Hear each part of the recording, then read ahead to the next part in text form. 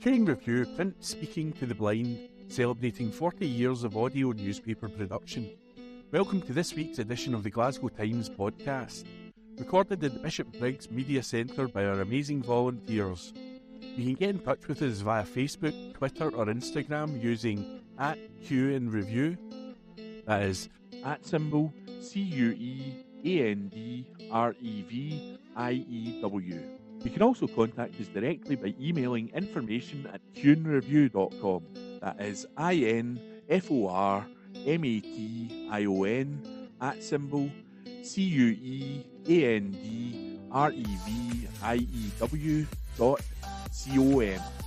or by calling 0141 772 3976. That's 0141 772 3976. Evening Times, July 27. Opinion. George REDMOND, Labour Party councillor in the Carlton ward, says, "The current council leadership does not listen." The council is still in recess, but the work of the councillors never stops, because the needs of our city and our citizens never stop. This week I attended a great workshop set up by councillors Robert Mooney and Pam Duncan-Glancy, Glasgow Labour MSP, which was looking at the issues in the city faced by those with disabilities, particularly those with visual impairments. It was harrowing to learn about the daily plight suffered by people who are visually impaired, as they discussed being knocked over by cyclists, trying to work out if pedestrian lights were working, travel problems, and potholes causing them to fall over and hurt themselves. This is Glasgow in 2023. What became clear at this meeting was the fact that no one in Glasgow City Council leadership is listening to this group of people and their needs. We heard about how new planning developments, street redesigns, the introduction of cycle lanes, and floating bus stops had little or no regard for people who have sight issues, with changes to pavements causing all sorts of chaos. The SNP Green Glasgow City Council not listening to people? Surely not.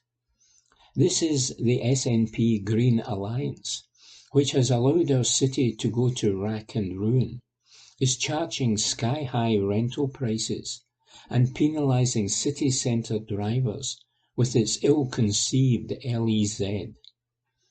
Last December, a group of councillors, including some of the SNP and Green councillors, none of whom deigned to turn up to the events this week, despite all of them being invited, spent some time in Glasgow city centre with special glasses on to let them understand what it was like to be visually impaired. One of them was Councillor Rory Kelly, who is the convener for neighbourhood services. He said at the time, "We need to consider the competing priorities of road and path users." That doesn't really sound like any commitment to me about how much the council are going to take these real concerns into consideration. What we actually need is these voices being heard and considered in every single part of our city plans.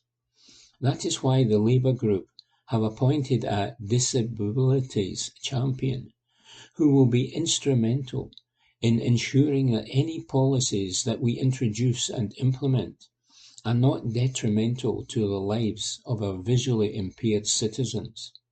This is the kind of thing that will make a real difference to policies, will make a real difference to our politics, and make a real difference to our city. One of the participants said this week that he does not expect the city centre to be designed around him, but it would be good if it didn't make his life even harder. And let's be honest, it's not like the city centre can afford to be a turn-off to people. It seems every day now that some other recognised establishment is being closed Last week we saw Brian Mall at Le Chardon d'Or close its doors after 22 years of trading successfully in our city. Why? Rising costs, lack of nighttime economy, difficulties for people accessing the city, to give but a few reasons. How many more of these landmark establishments are we going to see closed down before Susan Aiken and her cronies are held to account for their mismanagement of our great city? The meeting this week just showed again to me how out of touch and arrogant our city leadership is. In the meantime, people with visual impairments are being knocked over, breaking ribs and limbs, and being turned off from travelling into the city centre. Soon they will stop visiting altogether. So I have one really important question today. When will the leadership listen to our citizens? Asks George Redmond, Labour Party councillor in the Carlton ward. Evening Times, July 27. Opinion. Stuart Patterson asks,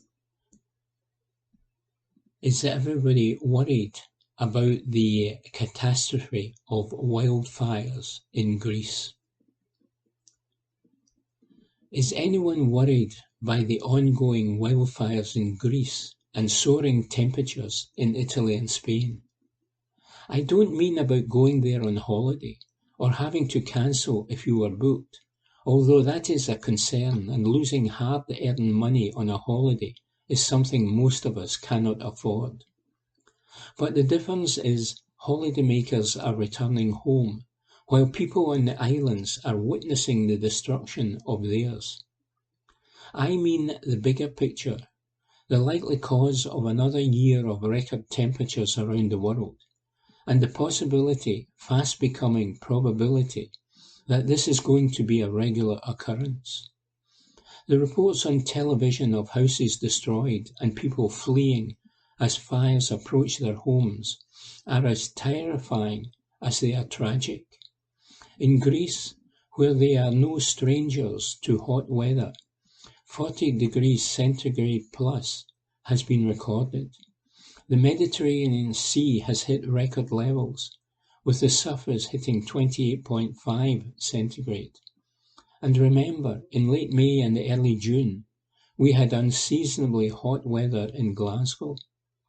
It may not have lasted long, and not as devastating as what is going on in Greece and Italy, but it was unusual, and it happened.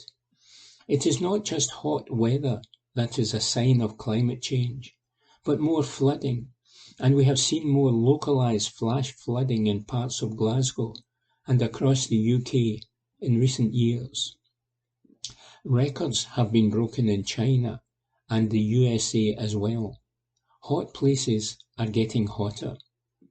This month, scientists say the summer heat wave across southern Europe is 2.5 centigrade hotter than they would normally be expecting, and that is almost impossible without man-made climate change.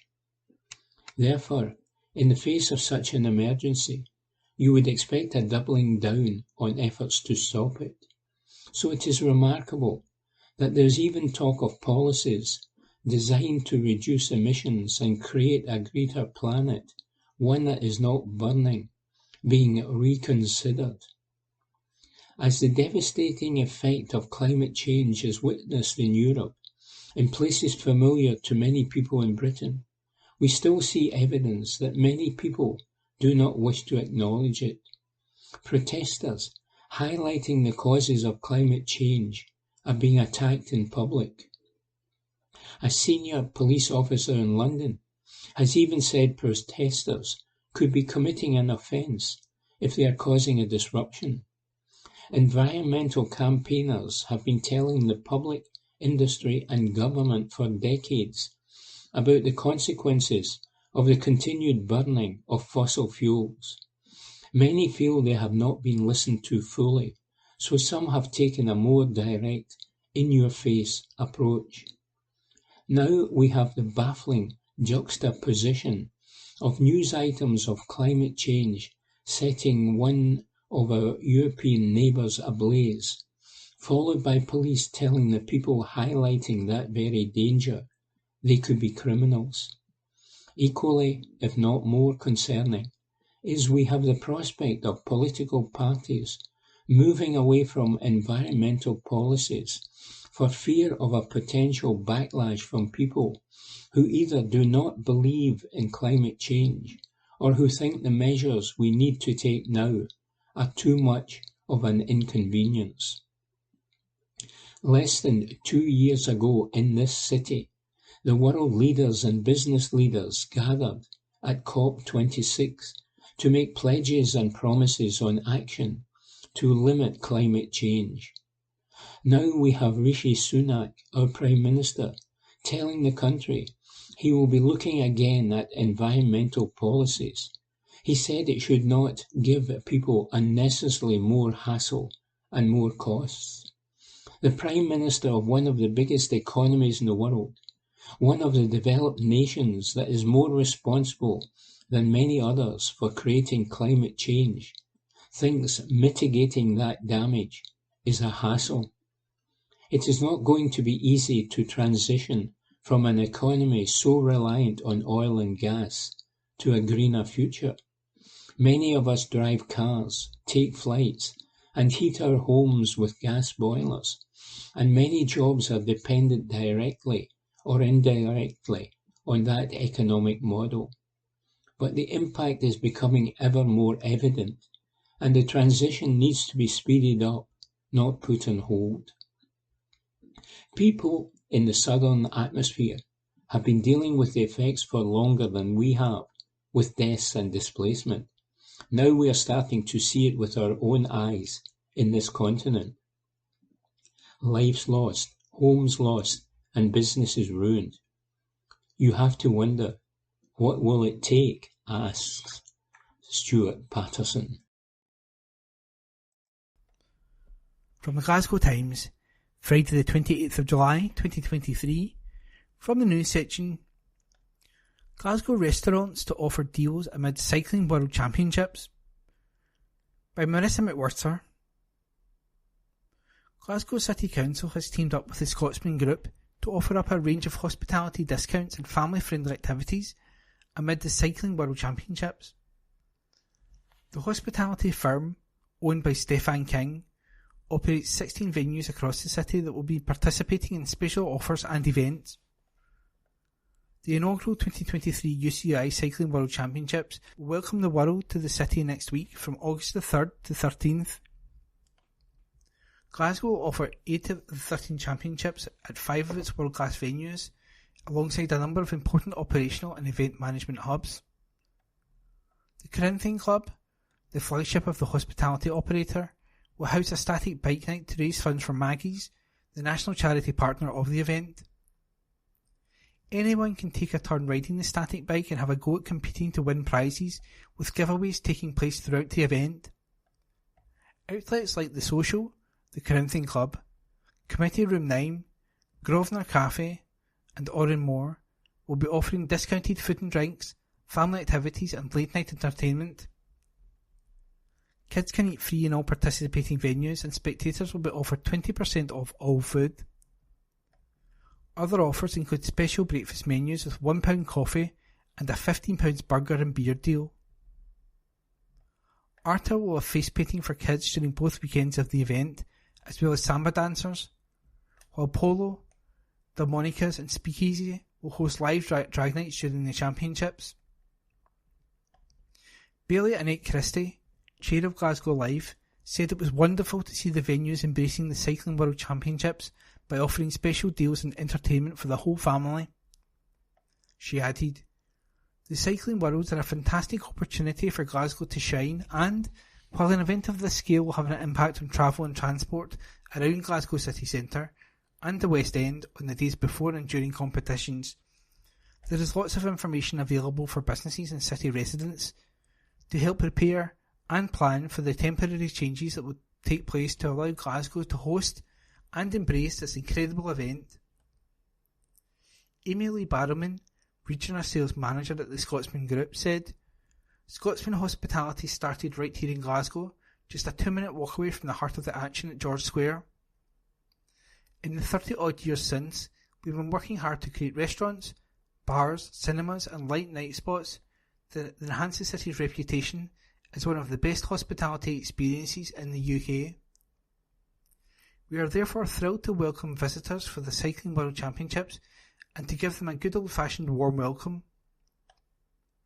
Our operational teams have been hard at work preparing for this event, ensuring that necessary road closures and temporary restrictions do not hamper our ability to offer our guests an excellent experience with us. To all the competitors, organisers, sponsors, staff and visitors, we can't wait to welcome you." And that article was by Marissa McWhirter. From the Glasgow Times, Friday the 28th of July 2023, from the news section, Red Bull can help find body of missing cyclist Tony Parsons, by Grant McCabe. A woman left a Red Bull can as a marker after her killer boyfriend took her to the remote makeshift grave where he had helped bury a charity cyclist. Alexander McKellar, 31, confessed what had happened to Tony Parsons 3 years earlier if she asked if there was anything in his past which may affect their future together. The deer stalker, known as Sandy, later went on to drive her to a desolate peat bog area in the 9,000-acre Och estate in Bridge of Ochray, Argyll and Bute, where he lived and worked with his family. Prosecutor Alex Prentice KC told the High Court in Glasgow she was taken by him to the spot opposite the hydroelectric building. He showed her where the body was buried. She deposited a Red Bull drink can at the scene as a marker. The woman provided the information to the police. As a result, a major police investigation was commenced. It eventually led to the remains of the ex-Navy officer being found in January 2021, more than 3 years after the much-loved ex-Navy officer had been reported missing by his worried family. The grim discovery was today revealed as Alexander and his twin brother Robert returned to the dock at the High Court in Glasgow. Alexander had admitted on Wednesday to the culpable homicide of the 63-year-old. Both had pled guilty to a charge of attempting to defeat the ends of justice. As Mr. Parsons' family listened in court, Mr. Prentice read out a one-hour narrative detailing the facts behind the crimes. The Advocate Depute told how Mr. Parsons had set out on a charity cycle, having battled prostate cancer, which was diagnosed in 2010. He planned to ride through the night to complete the 100-mile journey from Fort William back to his home in Tillicoultry, Clacks, in one day. Mr. Parsons initially headed north by train in the morning of September the 29th, 2017. He sent a couple of messages around 5 p.m. to his wife Margaret later that afternoon, confirming he had arrived and checking how she was. Mr. Prentice: "That was the last contact she had with her husband." The court heard Mr. Parsons made a stop-off at the Bridge of Ochray Hotel around 11 p.m. that night. It emerged both McKellars were also there with a German hunting party. The owner of the hotel tried to persuade Mr. Parsons to book a room due to the awful weather conditions. But, after a coffee, the valiant grandfather continued on his cycle. Mr. Parsons was on the E82 when he was struck at speed by the Isuzu pickup driven by Alexander, who had downed alcohol at the hotel that night. The McKellars had been returning home to the Och estate at the time. Mr. Prentice: "Alexander McKellar ascertained that Mr. Parsons, though severely injured, was still alive. He did not call the emergency services, preventing any prospect of him receiving treatment. The twins fled and dumped their phones before returning to the scene in a Toyota. They then dumped Mr. Parsons' body and his bike in the motor and drove to the Och estate, leaving him overnight." Mr. Prentice: "After attending with a shooting party the next day, the body was taken to a peaty area of the estate. A grave was dug and the body placed in it and covered. The personal possessions of Mr. Parsons were also disposed of. Such was the location that if Alexander McKellar had not disclosed where the grave was, the remains are unlikely to have ever been found.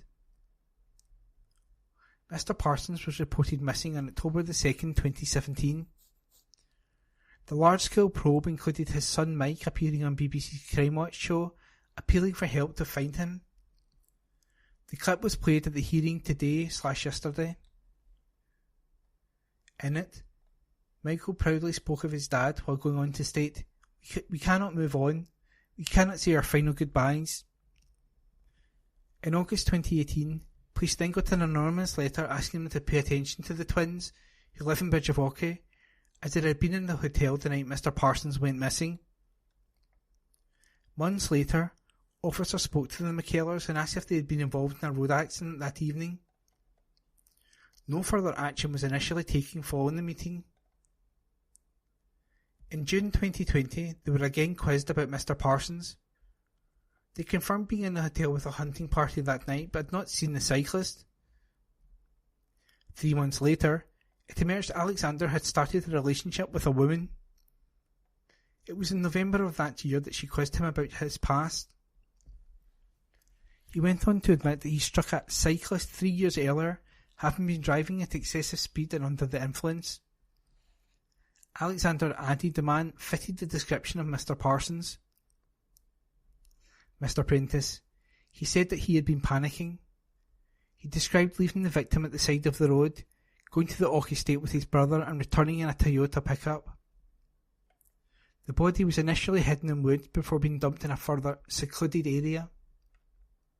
Mr. Prentice, once a large hole was dug, the body was deposited within it and covered with soil. He said they destroyed the male's phone, SIM card as well as burning his backpack, wallet and cycling helmet. Mr. Parsons' yellow bike was also hidden near a waterfall. The badly damaged Isuzu was repaired by a friend of a friend at a garage in Airdrie, Lanarkshire, with a repair bill of up to £3,000. After the woman alerted police, the search of the site began on December 30th, 2020. Mr. Prentice, the Red Bull can was still present. The description of the other landmarks were consistent with what was found at the site by officers. Police enlisted the help of soil expert Professor Lorna Dawson, whose skills have previously helped snare a number of killers, including World's End murderer Angus Sinclair. She attended the site where Mr. Parsons was thought to be. Professor Dawson confirmed that it is a target area for investigation. During the dig, investigators initially discovered a segment of red material which matched the jacket Mr. Parsons had been wearing. Mr. Prentice, between January 13th and 14th, the body was exposed and, with great care, recovered from the mechanically dug grave. Mr. Parsons was found to have suffered catastrophic rib, pelvic and spine fractures following the collision. The rib injuries were considered to be the most immediate cause of death due to the effect it would have had on his breathing. The victim may also have suffered a collapsed lung. Mr. Prentice said that without medical help, Mr. Parsons was unlikely to survive more than 20 to 30 minutes. It was, however, unlikely he would have died instantly. The quickest emergency medical response in the area that night would have taken around an hour to arrive if assistance had been sought. As the police probe intensified, a number of witnesses were spoken to, including the German hunting group, who had dined with the McKellars at the hotel. They described how both had been drinking. It also emerged Alexander had sent text to his then partner shortly after the collision, stating, "Oh hun, I hit a deer in Robert's pickup tonight. That's all I needed." The McKellars were eventually charged and first appeared in court in December 2021. The brothers were remanded in custody and are due to be sentenced by Judge Lord Armstrong next month. And the article was by Grant McCabe. Evening Times, July 28. Opinion. David Linden says, women continue to pay the price of gender inequality. Every Friday morning, I hold my weekly advice surgery. Each session begins more or less the same. I sit down with a caseworker from my office. We chat about the week and then wait for our first appointment to arrive. Since becoming an MP, I have noticed an ever-increasing trend in these advice surgeries. For the most part, it is women who arrive with questions or worries about the cost of living crisis and how this will affect their lives and families. In far too many cases, women take on the brunt of household work, managing budgets, and the day-to-day running of the home. The unpaid labour so often goes unnoticed and undervalued. What has been made clear by experts from Scottish charities like Engender and Scottish Women's Budget Group is that the cost of living crisis is one that affects disproportionately women. Women in work, women in receipt of social security payments, disabled women, women with no recourse to public funds, women reaching state pension age, women with children, and women without children. We know from Scottish Women Budget Group research that it is women who are the shock absorbers of poverty. During a cost of living crisis, this problem is only exacerbated. No matter the crisis, be it a pandemic or cost of living, women continue to pay the price of entrenched gender inequality. With a persisting gender pay and pensions gap, having lower savings and wealth than men, or the increased likelihood of being in more debt compared to male counterparts, women are faced disproportionately with financial hardship. If you have kept up with the current news cycle, you will know that the Tories' two-child cap policy has recently received the seal of approval from the pro-Brexit Labour Party, proving to be yet another U-turn for Sir Keir Starmer. This archaic policy cements poverty in communities across Scotland and deeply affects many women who manage their family's budget. At a time when households should be able to access maximum financial support, both the Tories and Labour seem intent on depriving households of social security that they desperately need. The gender pensions gap is an often unspoken relative of the gender pay gap, but can be just as abrasive. The Scottish widows found that when retiring, on average, men have £100,000 more in their pensions than women. If we want to eradicate pensioner poverty, this would be a good place to start. For women of state pension age, who are faced with a gender pension gap, the cost of living crisis is felt all the more acutely. But the British government's solution? Asking for women to consider returning to work to help make ends meet. This is yet another hit at female pensioners, some of whom will also be fighting a battle against this government as part of the WASPI campaign. The Scottish Child Payment, Baby Box, and the expansion of funded early learning and childcare hours are just some of the measures the Scottish Government have put in place to address poverty in our communities. However, with 85% of social security spending reserved to Westminster, the Scottish Government can only go so far to reduce the impact of the cost of living crisis on women. In cases like this, the Scottish Government is fighting an uphill battle, having to mitigate against the British Government's austerity agenda. This is an agenda that has seen the scrapping of the £20 universal credit uplift, the implementation two-child cap and associated rape clause, as well as the cruel sanctions and conditionality regime. 13 years of Tory austerity policy has only further entrenched women's inequality, and it will continue to do so until radical solutions are produced to address the cycle of poverty induced by the British government. But Westminster does not offer these solutions and instead only builds barriers to eradicating poverty and gender equality. At a time when women are faced with huge inequality of income and wealth, we need the Scottish Government to be equipped with the full levers of power to tackle these disparities, and we can only gain this one way, through independence.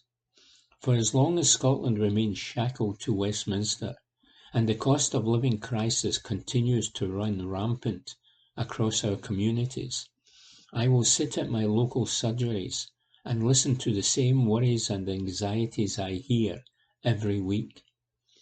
My caseworker will continue to make notes and diligently send off the necessary letters to the DWP or the appropriate government department.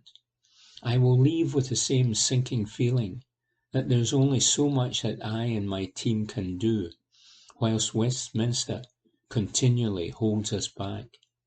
But despite all of this, I will continue to work hard for my constituents and fight towards a fairer and more equal future where Scotland is independent, says David Linden. Evening Times, July 27. Lifestyle. New golf centre will transform northeast Glasgow. Report by Catherine Hunter. A huge new sports venue getting ready to open its doors to the public will help transform the local area into a national sporting destination, a local councillor has claimed. Designed to be fun, educational and affordable for the city's families, Golf It will be opening at Hogganfield on Saturday, August 5, with bookings now available online from the website. And ahead of throwing open their doors to the public, the new venue from golf body, the R&A, will this week host an official launch event. Golf It will have a 52-bay double-decker or two-tier floodlit driving range that has top tracer technology and has been split into single and double-player bays and team bays where you can come along with family and friends that can accommodate up to 6 people each and are designed to be social spaces. Local councillor Rory Kelly says the new facility will create jobs, apprenticeships and allow school children access to the sport. He said that the impact of this investment from the R&A in the northeast of Glasgow will be transformational for the area, making it a national sporting destination. The opportunities provided for people locally are already evident with the creation of jobs and apprenticeships, along with the multitude of access programs for school children to introduce them to the sport. Golf was invented in Scotland, and Glasgow is where it will be reinvented. I have no doubt that this facility will see a new generation of stars coming through from much more diverse backgrounds, ensuring that the home of golf is also the future of the sport. The venue will feature 3 innovative mini golf courses, a 9-hole golf course for all levels, and park golf for beginners, with the R&A keen to highlight that there will be so much to see and do at this exciting new venue. Launching at 1240 Cumbernauld Road, the new attraction will also be the new home for street food specialist Big Feed.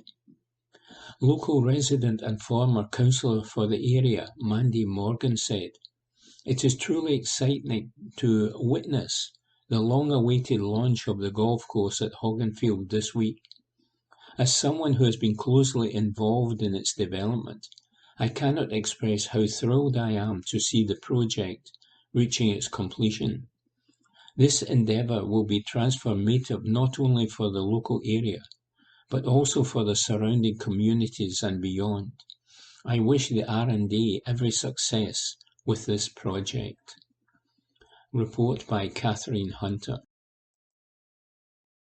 Glasgow Times News on Monday the 31st of July.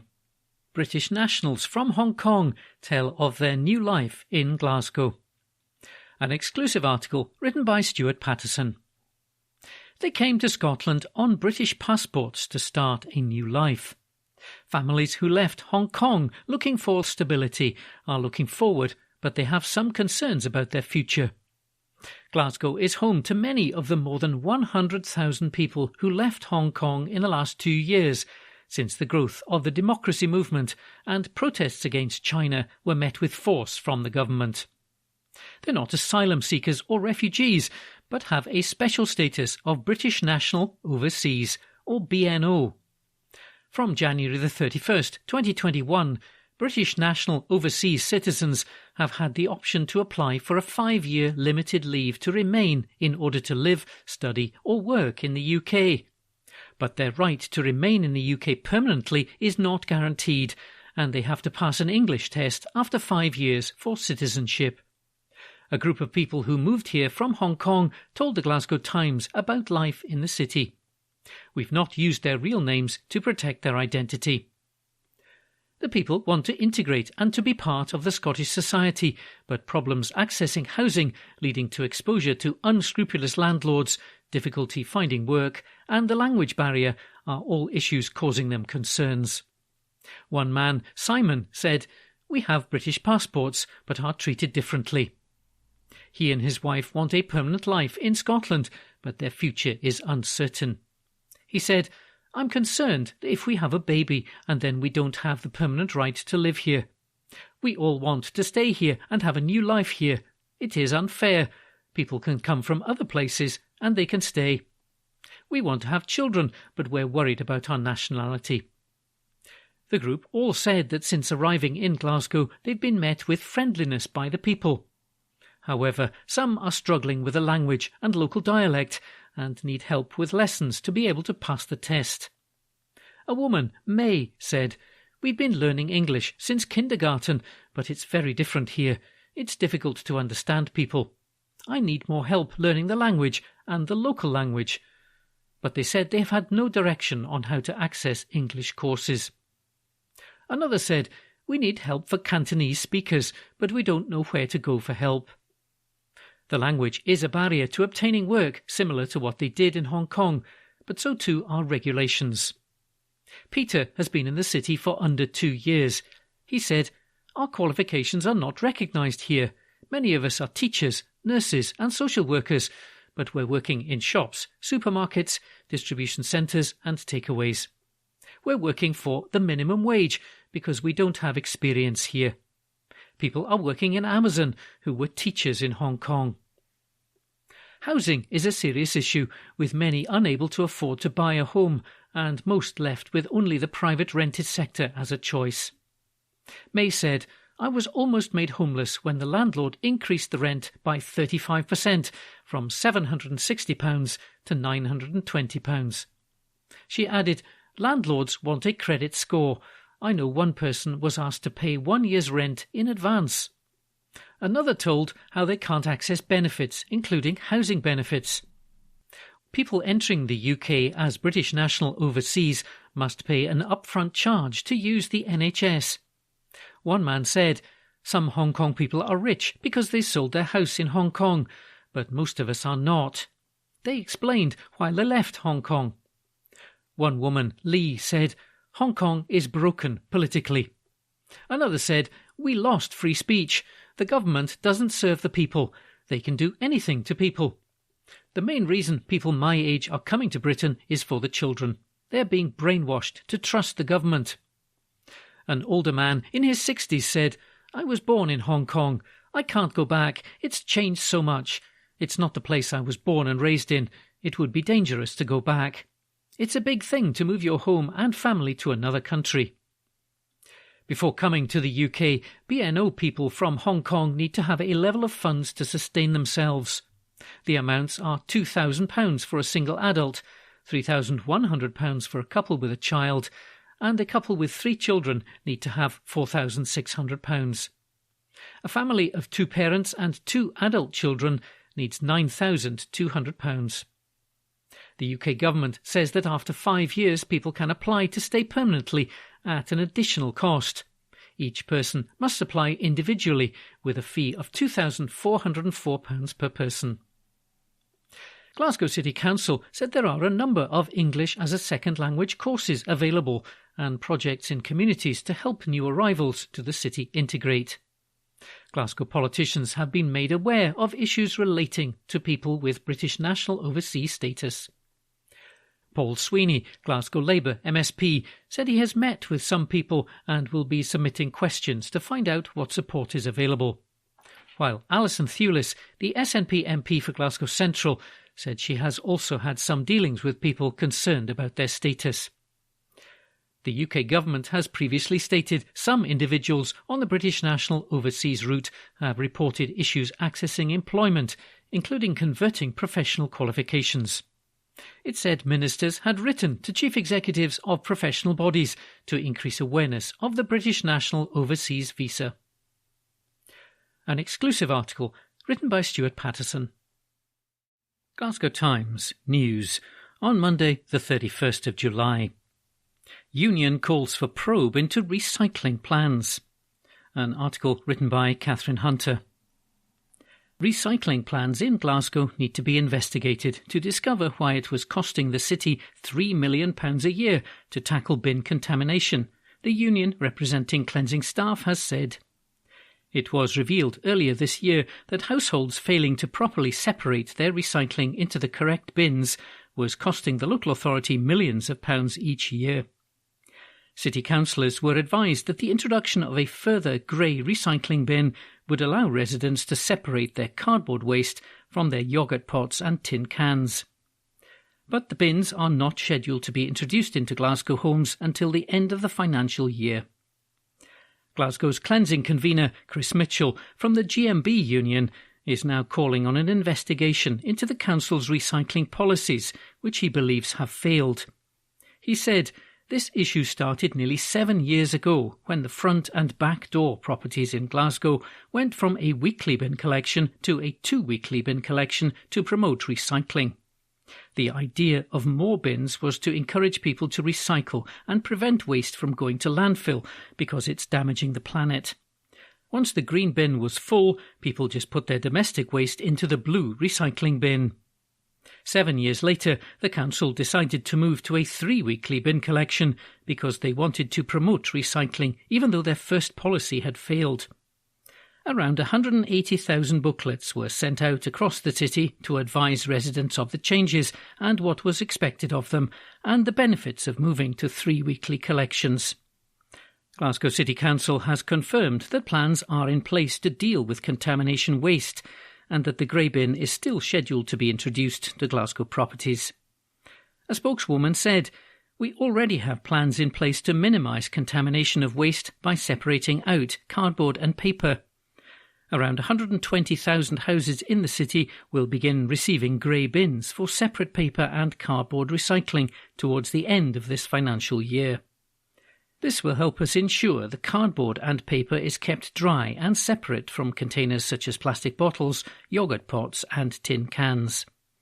The new bins will reduce contamination and could save the council in the region of £3 million per year. The service change is being supported with funding from Zero Waste Scotland." An article written by Catherine Hunter. Glasgow Times News on Monday the 31st of July. Fun fair to go ahead in Paisley Park next month, despite objections. An article written by Jack Thompson.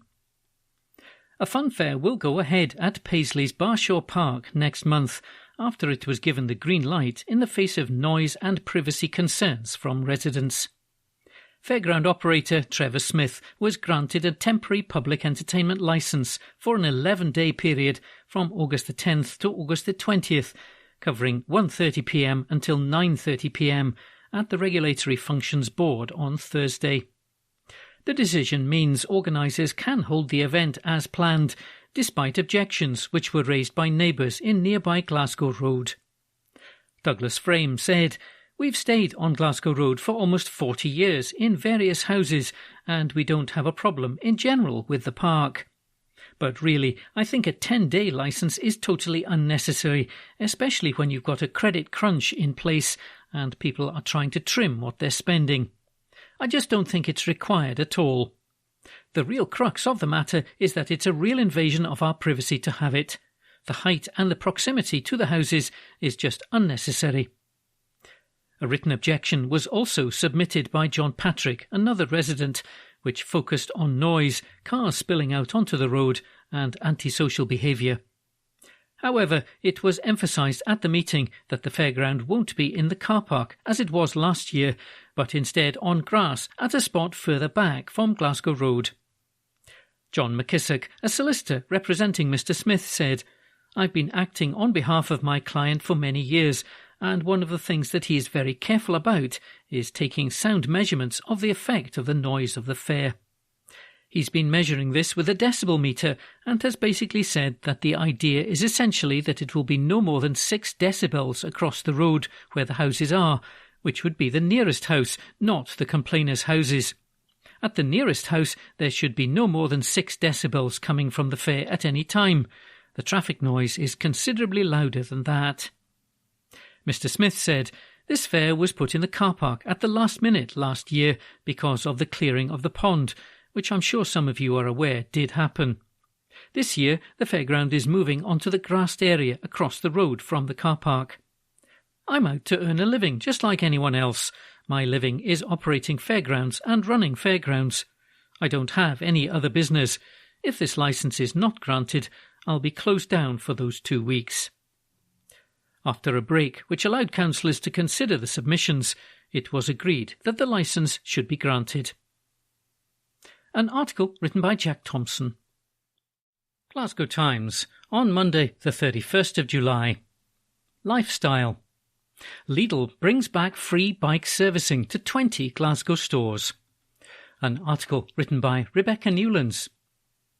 A major supermarket is bringing back a free offer to customers in Glasgow by popular demand. Lidl previously offered a free bike service to shoppers at their Victoria Road store earlier this month. Following on from its success, the offer is being brought back, this time to 20 shops across the city and beyond.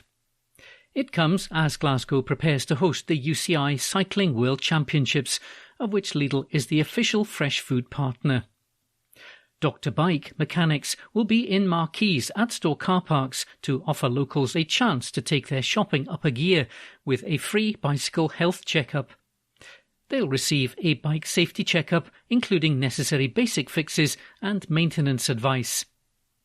A&E repairs will include replacing worn brake pads, brake and gear cables, as well as tightening handlebars and adjusting gears. For any more serious issues, customers will be given a doctor's note explaining what their bike needs. Ross Miller, Lidl's regional director for Scotland, said, "It's great to be back servicing customers' bikes with a Dr. Bike checkup during the 2023 UCI Cycling World Championships. After seeing hundreds of customers use the service before, we couldn't wait to get the mechanics back out to the stores again to help cycling enthusiasts in the World Championships host city get race ready while they do their weekly shop." Lidl's partnership with the UCI World Championships helps us work together on the shared values of promoting healthier lifestyles through exercise and making affordable, healthy food accessible to everyone. Trudy Lindblade, CEO of the event, added, "As we get ready to embrace the power of the bike at the 2023 UCI Cycling World Championships, we're thrilled to see Lidl bringing back their free bike health check initiative. This is a fantastic way to ensure your bike is safe to ride, while you also enjoy the fun of the championships." An article written by Rebecca Newlands. Glasgow Times News on Monday the 31st of July. Married police officer groped his colleague on a night out. An article written by Conor Gordon. A police constable was recorded groping another officer on a night out. Martin O'Neill inappropriately touched the woman at Glasgow's Bar home on April the 10th, 2022. The married 41-year-old was inadvertently captured on camera after a colleague filmed Mr. O'Neill due to how drunk he was. It led to him being reported to his Police Scotland bosses. Shamed O'Neill appeared at Glasgow Sheriff Court, where he pleaded guilty to a charge of sexual assault. It emerged that Mr. O'Neill, who only joined the force in 2019, had resigned before appearing in the dock. He was put on the sex offenders list and will be sentenced at a later date. The court heard how the night out had occurred at the bar in Glasgow's Merchant City. Prosecutor Caitlin McAllister said, Mr. O'Neill was seen by colleagues placing his hand on the woman's thigh for a minute or two. Other officers saw him touching her there at various points during the night. Mr. O'Neill was described as very drunk in the pub. Miss McAllister said, at 11:45 p.m, an officer recorded Mr. O'Neill. While doing this, he caught Mr. O'Neill using his left hand to cup the victim's upper right thigh towards her buttocks a few times. Some of his concerned colleagues messaged each other about how uncomfortable the victim looked. Describing another incident that night, Miss McAllister said, Mr. O'Neill was seen reaching over with his hand to try and slap the victim on her buttocks. He missed and made contact with her rear upper thigh area. The victim later confronted Mr. O'Neill, who apologised for his conduct. The matter was then reported, leading to Mr. O'Neill being charged. Christopher Shaw, defending, told the court he has tendered the plea on the basis that he was reckless, drunk and overfamiliar. Sentencing was deferred, pending background reports, until September by Sheriff Gerard Bonner. An article written by Conor Gordon. Glasgow Times on Monday the 31st of July. Opinion. Lip service to environmental rights won't wash. A column written by Mike Daly. Imagine your local park or woodland is going to be bulldozed over. How easy is it to access environmental justice and oppose the commercial development of green space in Scotland? Last month, the Scottish Government published its review of environmental governance arrangements, including how well we comply with United Nations Aarhus Convention on the Environment. The Convention itself adopts a rights-based approach for citizens in 3 key areas: access to information, public participation in decision-making, and access to justice in environmental matters. Significantly, the Aarhus Convention Compliance Committee says Scotland isn't compliant with Article 9 of the Convention when it comes to access to environmental justice and legal costs. The Convention has been around since 1998, so we've had 25 years to comply. Put simply, legal costs are prohibitively expensive in Scotland when it comes to accessing environmental justice, and Scottish civil legal aid for individuals isn't readily available for such disputes. The Scottish Government is currently consulting until October the 5th this year on a new human rights bill that would incorporate a number of United Nations conventions into Scots law in relation to economic, social and cultural rights, the elimination of discrimination against women, the rights of disabled persons, and the elimination of racial discrimination. Additionally, the bill is expected to recognise a right to a healthy environment. That's important, not least given the problems we've had over recent years with poor air quality in various parts of our city. Here's the problem, though. What's the point in giving people more rights if they can't access and enforce them?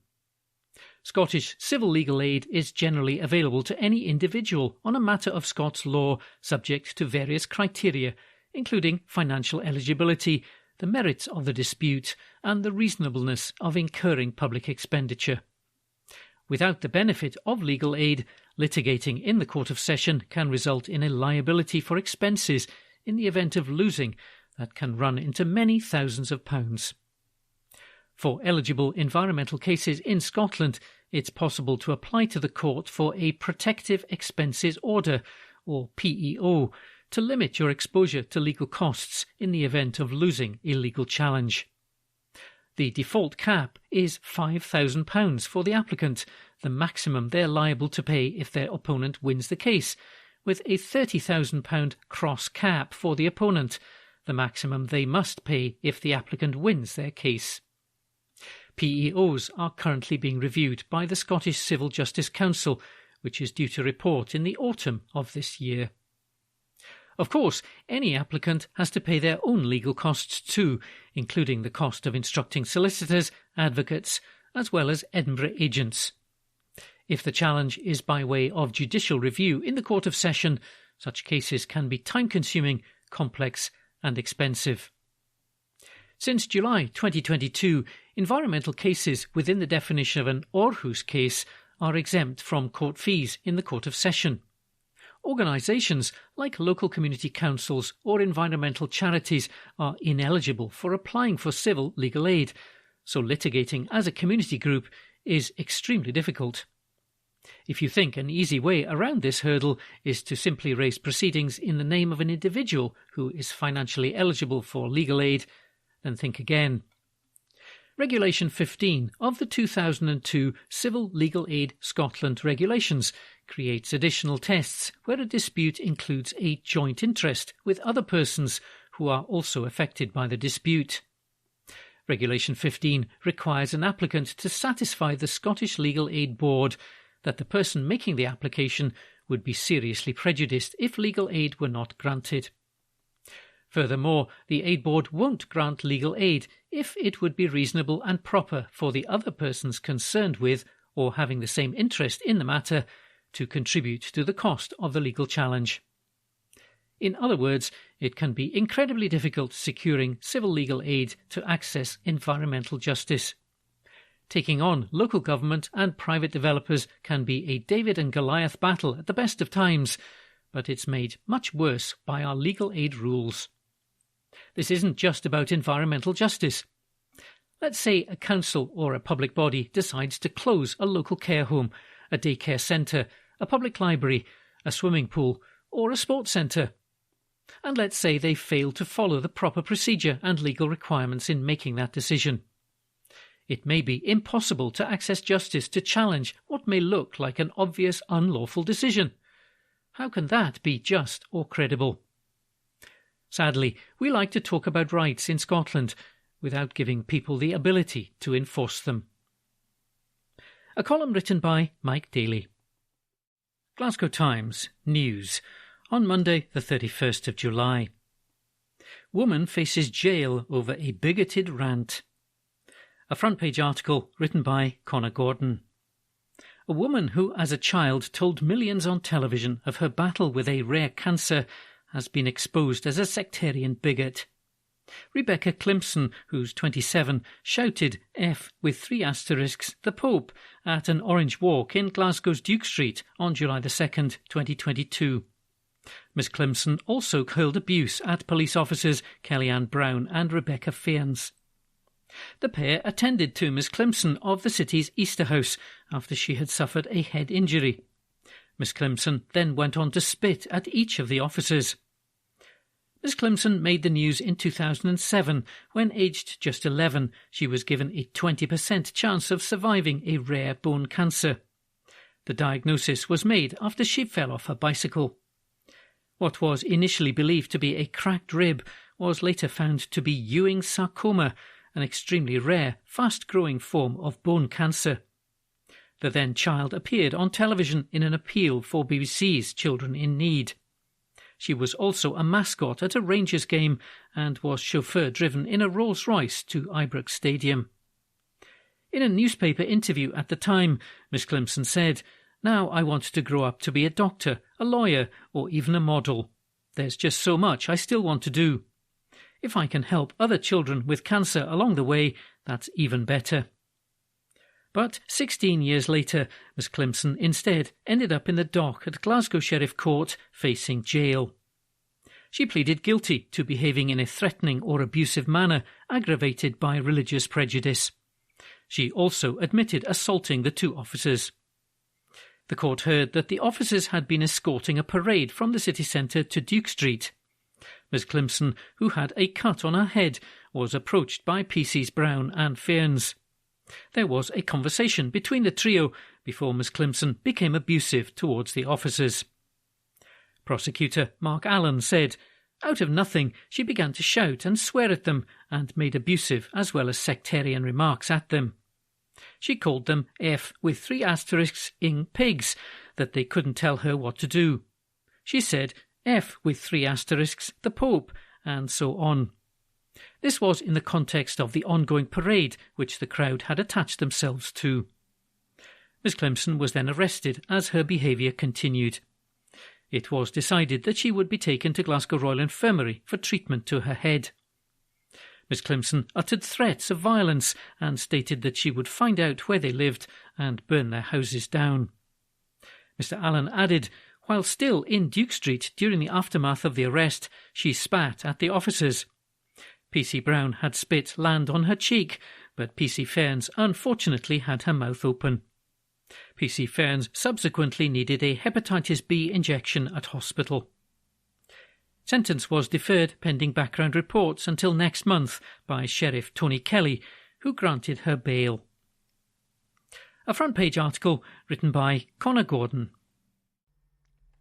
From the Glasgow Times, Tuesday the 1st of August 2023, from the news section. By-election to take place as Margaret Ferrier removed from Parliament. Article by PA reporter. A petition to recall COVID rule-breaking MP Margaret Ferrier has passed the required number of signatures in her Rutherglen and Hamilton West constituency. A total of 11,896 voters validly signed Scotland's first recall petition. It means a by-election can now take place in the seat, near Glasgow, though a date is yet to be determined.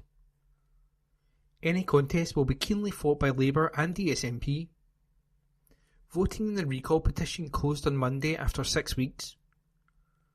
South Lanarkshire Council administered the petition and tweeted, result of the petition to remove Rutherglen and Hamilton West MP Margaret Ferrier. Petition successful. Total electorate 81,123. Number of electors who validly signed the petition 11,896. Percentage of electors who validly signed the petition 14.66%. 37 returns were rejected. In June, Ms Ferrier was suspended from the House of Commons for 30 days, beginning the recall petition process. She travelled from Scotland to Westminster after testing for COVID in September 2020 and went on to speak in the House of Commons while awaiting the results. After the test confirmed she was positive for the virus, she took the train back to Scotland. Originally elected as an SNP MP, she had the whip removed when her COVID rule-breaking came to light. In September last year, she was handed a 270-hour community payback order after admitting culpably and recklessly exposing the public to the risk of infection, illness and death. The 62-year-old has resisted calls to resign from her seat and urged her constituents not to sign the petition. First Minister and SNP leader Humza Yousaf has said the circumstances in Rutherglen and Hamilton West are challenging for his party, but it nevertheless has solid support. Scottish Labour Deputy Leader Dame Jackie Baillie said her party is confident of a victory in a by-election, saying a defeat would lead to deep soul-searching. She described the seat as an important milestone towards Labour's aim of forming a majority government in the general election. Speaking following the result, she said, the people of Rutherglen and Hamilton West have made their voices heard and demanded change. For far too long the area has been failed, let down by two incompetent governments and left voiceless in Parliament by their rule-breaking MP. This cannot go on a day longer than it needs to. The SNP must call a by-election at the very first opportunities so Rutherglen and Hamilton West can get the representation it deserves as soon as possible. Scottish Labour's candidate Michael Shanks is ready to hit the ground running and be the local champion his home constituency deserves. Scottish Conservatives Deputy Leader Megan Gallagher said she is looking forward to campaigning with her party's candidate, Scottish Conservative group leader in Glasgow City Council, Thomas Kerr. She said, Margaret Ferrier's constituents have delivered a very clear verdict on her reckless and selfish actions at the height of the pandemic. Of course, this by-election would have happened a lot sooner if she had done the right thing and resigned as an MP straight away. Instead, she brazenly stuck it out to the bitter end, which was a total insult to her constituents who made huge sacrifices during COVID. She claimed only her party is focused on the real priorities of people in the constituency, adding, the SNP are engulfed in chaos and continue to relentlessly pursue independence rather than tackling issues that really matter, while Anna Sarwar's Scottish Labour Party are too weak to stand up to them on an overwhelming number of issues. In 2019, Ms Ferrier won the constituency with a majority of 5,230, taking 44.2% of the vote. And that piece was written by PA reporter. From the Glasgow Times, Tuesday the 1st of August 2023, from the news section.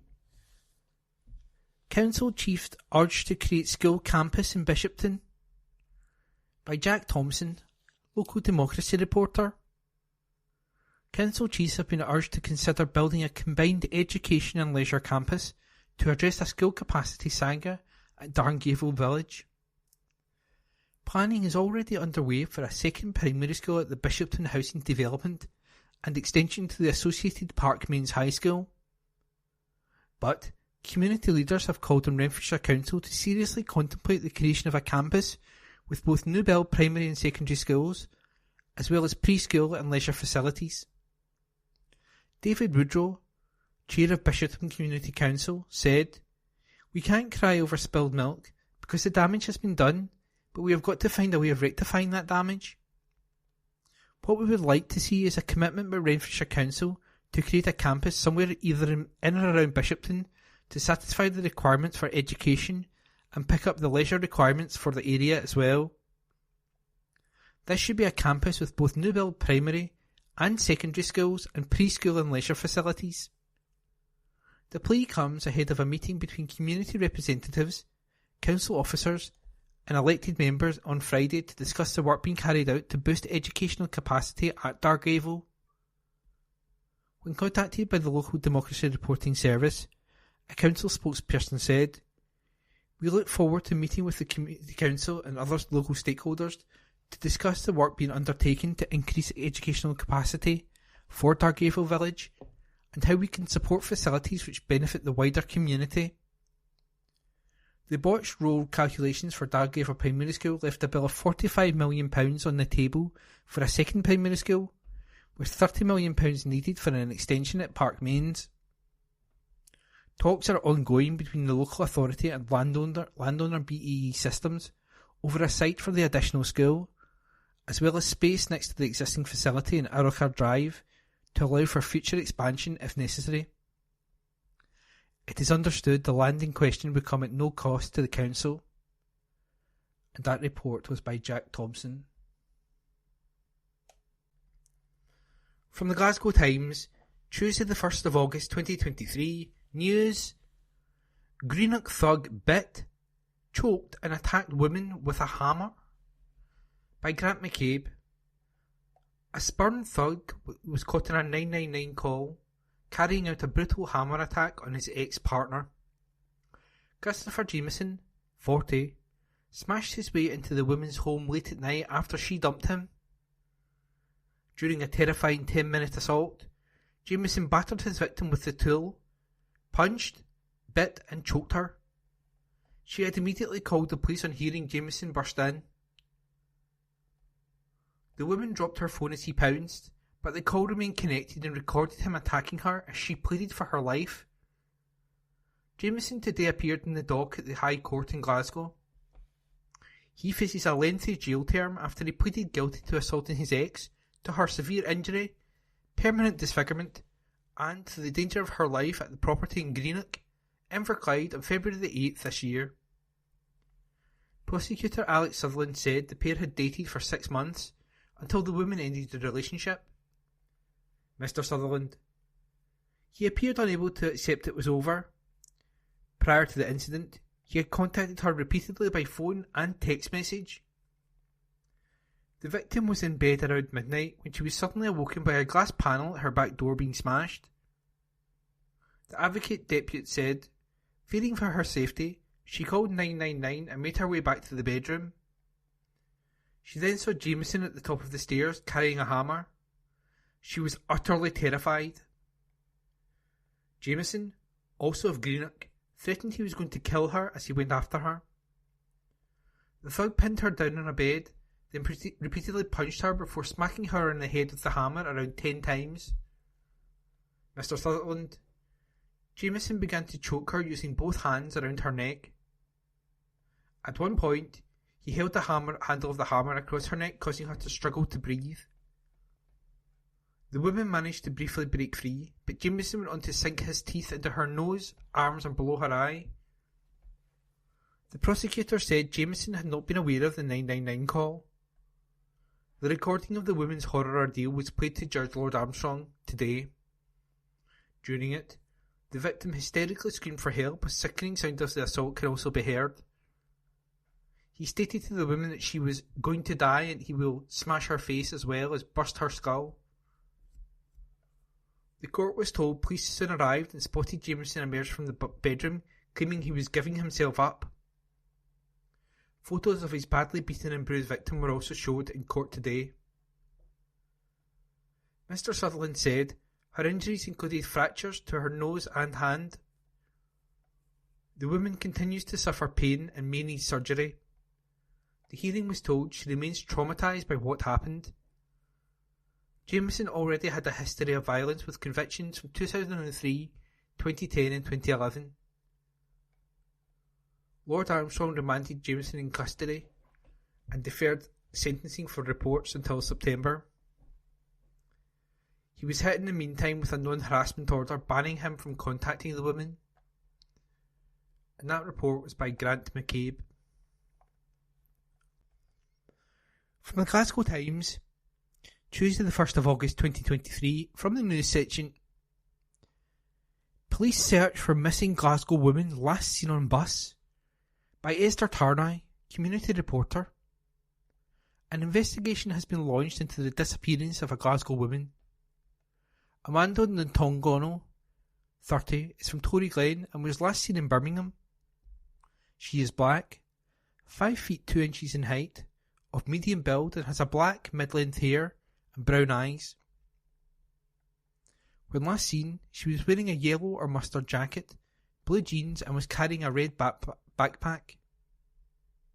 Sergeant Kevin Dougal, Cathcart Police Station, said, "From our inquiries so far, we know that Amanda made her way from Glasgow to Birmingham, where she was seen getting off a bus at Birmingham Coach Station in Mill Lane and then getting straight onto a National Express bus, number 409 to Aberystwyth, Wales, which left at 4:20 p.m. on Saturday, July the 30th, 2023.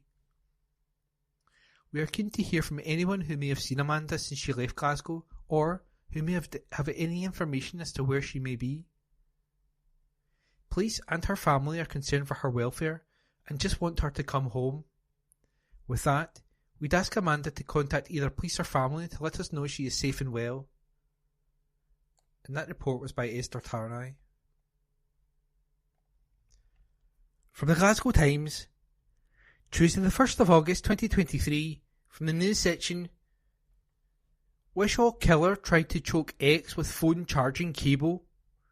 Report by Grant McCabe. A convicted killer who tried to choke his ex-partner with a phone charging cable has been jailed for 6 years. John Clark turned on his victim after keeping her in a flat in Wishaw on July the 20th, 2022. The woman told jurors how she feared for her life at the violent hands of the 48-year-old. Clark was on Tuesday sentenced at the High Court in Glasgow. He was earlier convicted of abducting and assaulting the woman to her injury and danger of life after a trial last month. It emerged Clark had previously been locked up for 7 years for culpable homicide in 2004 for killing a man in Lanarkshire. Jurors in this latest case heard how Clark had been drinking when he returned to the flat in Wishaw. It was there he refused to let the woman leave and demanded money. The thug went on to shove her to the floor before punching and kicking her on the body. Raging Clark then grabbed a telephone charger cable, wrapped it around the woman's neck, and pulled it in a bid to strangle her. Describing her ordeal at one stage, she told the court, "I was fighting for my life, scared for my life." After she luckily got free, she recalled initially how it was better to be quiet, in case Clark kicked off again. Clark's lawyer, Ian Patterson, questioned whether her being choked with the cable had occurred. But the woman replied, "Of course it happened. If he was man enough, he would tell you that." Mr. Patterson told the hearing that Clark still denies what happened. Judge Douglas Brown stated to Clark he will be supervised for a further 2 years on his release. He was also hit with a non-harassment order banning him from contacting the woman. The judge said, "You must have realised when you increased the level of violence, trying to strangle her, she would have been terrified." That is how she described her feelings. She thought you were going to kill her. Report by Grant McCabe.